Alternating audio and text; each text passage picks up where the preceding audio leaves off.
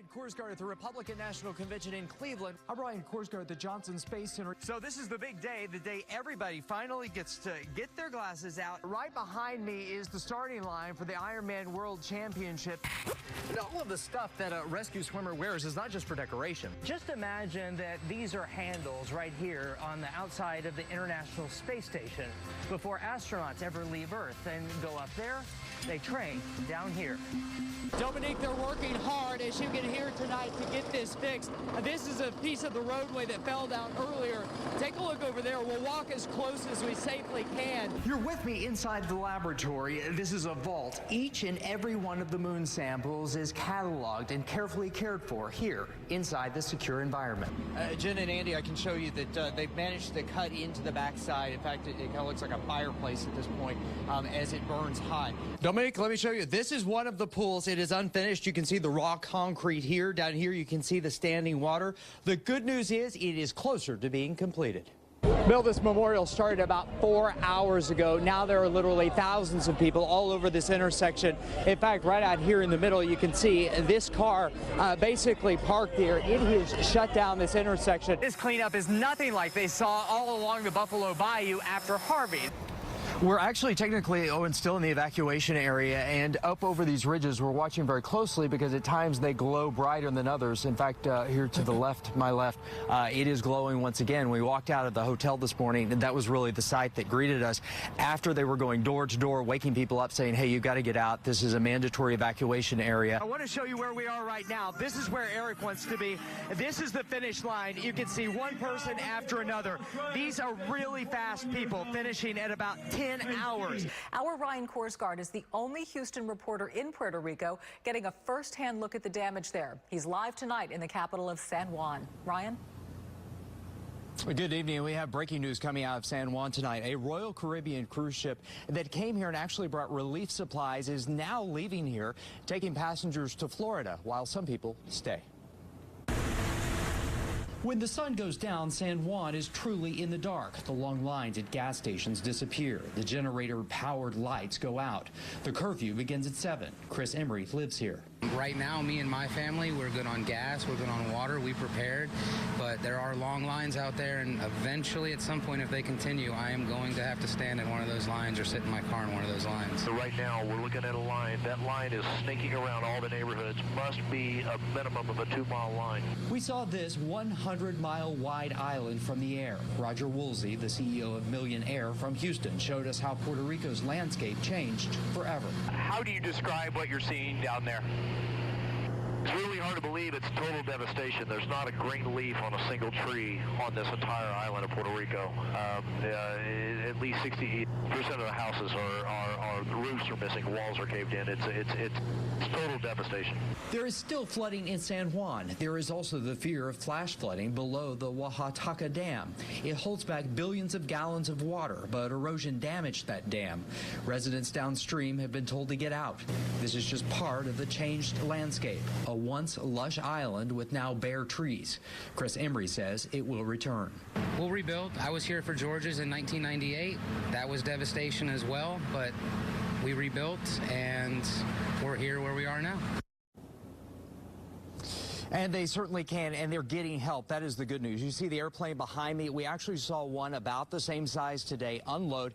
It flew in from New Jersey. It unloaded this help and then took off. The pilot told me they had already done it once, and they would certainly do it again. We're live in San Juan tonight. Ryan Korsgard, KPRC, Channel 2 News. Let's go live now to Houston space reporter Ryan Korsgard. He's near the Kennedy Space Center, where the Falcon Heavy's maiden voyage was launched today. Ryan? Bill, we've said it once, we've said it 1,000 times today. Oh, wow. People are still streaming out of the Kennedy Space Center tonight. It took us a while by bus, if you saw us at 4 o'clock, trying to get out of there. So many people here, tens of thousands of people gathered for this maiden launch.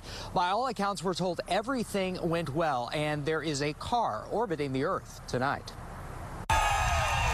This giant rocket was a huge science project, and it appeared to perform perfectly. The Falcon Heavy was made from 3 rockets strapped together, 27 engines in all. Get out of town. That is what I was thinking. I cannot believe we could watch that. It's phenomenal. And with that, the Falcon Heavy became the most powerful rocket in the world, offering a lower-cost way to get to space. People gathered near the historic Saturn V Center across the Indian River, about 4 miles from the launch pad. It was so bright. Looking at that footage, it was just like looking into the sun. It hurt your eyes to look at it, but oh my God, it was beautiful. All 3 rockets are designed to be reused. 2 landed safely back at Cape Canaveral Air Station to the south.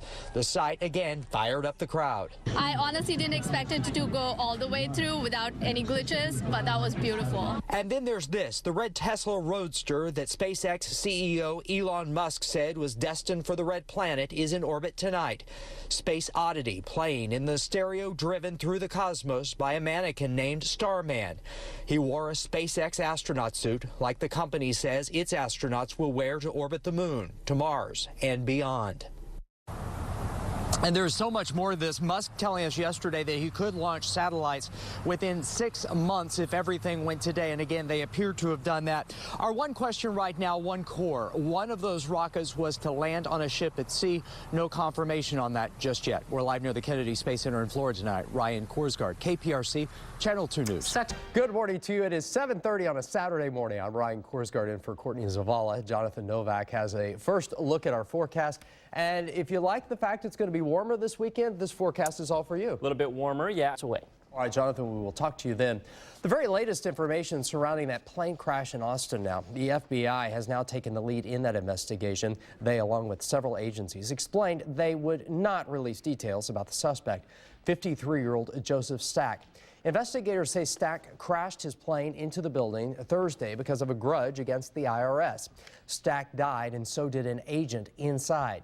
Stack's widow, Cheryl, released a statement that reads in part, "Words cannot adequately express my sorrow or the sympathy I feel for everyone affected by this unimaginable tragedy." Meanwhile, we are learning more about the other man who was killed. 68-year-old Vernon Hunter was an IRS supervising agent and a Vietnam vet. Smile.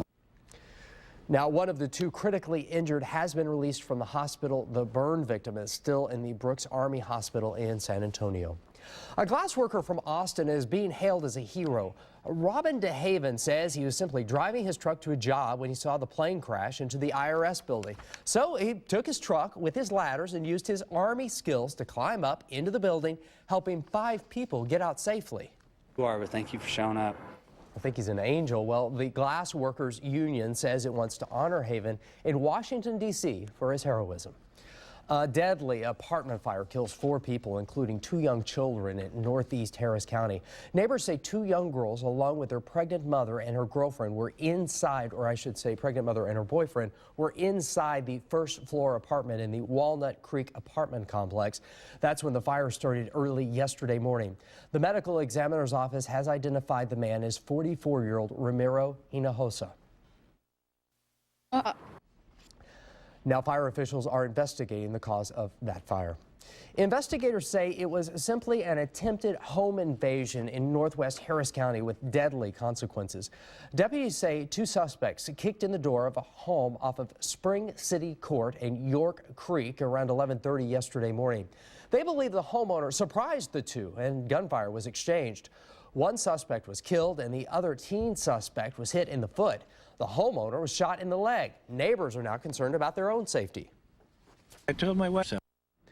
Detectives are not yet releasing the names of either the homeowner or the suspects.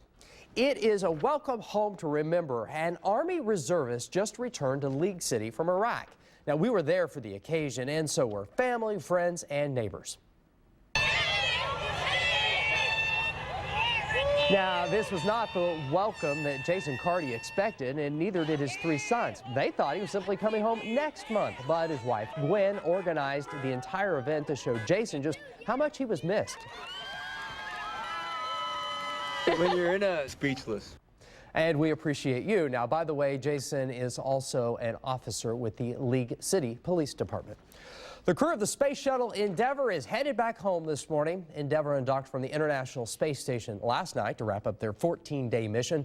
The shuttle is scheduled to land at Cape Canaveral in Florida at 9:20 Houston time tomorrow night. The space station is now 98% complete. Only 4 more shuttle missions remain before the program is retired. Now, the Space Shuttle Discovery will carry up more supplies and experiments in April. Well, it is not too early to be thinking about summer camp for kids. Houston Family Magazine is hosting their 14th annual Camp Fair today. It will be held at Memorial City Mall from 10 o'clock this morning to 4 o'clock this afternoon. Counselors from more than 50 camps will be there to interact with kids and provide information for parents. The fair will be at the west entrance of the mall. That's right across from the ice skating rink. Actress and singer Hilary Duff is off the market. The Houston area native is engaged to hockey player Mike Comrie. The two were engaged while vacationing in Hawaii last weekend. They've been dating for 2 years. In a statement, the couple says they're very excited to share this happy news. Well, they are known around the world for their amazing Taekwondo skills and Olympic medals. Next, the Lopez family of Sugar Land joins us live to talk about their latest project. We're coming right back.